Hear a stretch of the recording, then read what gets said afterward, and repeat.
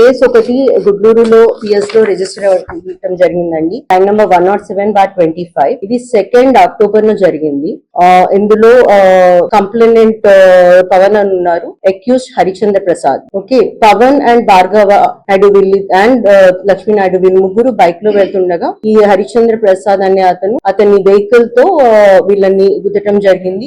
ఇందులో లక్ష్మీ నాయుడు అనే అతను చనిపోయారు అండ్ పవన్ కి భార్గవ నాయుడు ఇంజరీస్ జరిగినాయి. వీళ్ళు నలుగురు కూడా ముందు నుండి ఫ్రెండ్స్ అండ్ వాళ్ళ మధ్య ఫైనాన్షియల్ లావాదేవీలు కూడా ఉన్నాయి అండ్ పర్సనల్ గ్రడ్జెస్ మూలంగా జరిగిన ఇన్సిడెంట్ ఇది. సో ఈ మర్డర్ ని మేము చాలా హీనస్ క్రైమ్ గా తీసుకోవడం జరిగింది. ఇమీడియట్ గా అక్యూజ్ ని అరెస్ట్ చేయడం జరిగింది. మనం ఆయన రిమాండ్ కూడా చేశాము. అక్యూజ్ అండ్ హిస్ ఫాదర్ పేరు మాధవరావు, అక్యూజ్ పేరు ఏవనస్ హరిశ్చంద్ర ప్రసాద్. వీళ్ళిద్దరిని కూడా మనం రిమాండ్ కి పంపించడం జరిగింది. బోత్ ఆఫ్ దెమ్ ప్రెసెంట్లీ వాళ్ళిద్దరు జైల్లో ఉన్నారు. వీళ్ళు ఇద్దరిని కూడా వీళ్ళ ఫైనాన్షియల్ అసెట్స్ కానీ ఆ లిస్ట్ అన్ని కూడా కంపైల్ చేసేసి మనం కోర్ట్ కి ఇవ్వటం జరుగుతుంది. సో దట్ విక్టిమ్ కంపెన్సేషన్ కూడా స్ట్రాంగ్ గా ఇవ్వటం జరుగుతుంది. ఇది importantly personal grudges and enmity మూలంగా జరిగిన హత్య. దీన్ని కొంతమంది మతం, కులం, వర్గం, ప్రాంతీయ భావాన్ని రెచ్చగొట్టేట్టుగా చూపించడం జరుగుతుంది. ఇటువంటి పోస్టులు గాని, వీడియోలు గాని, వ్యాఖ్యలుగా కూడా చేయటము చాలా చట్టపరంగా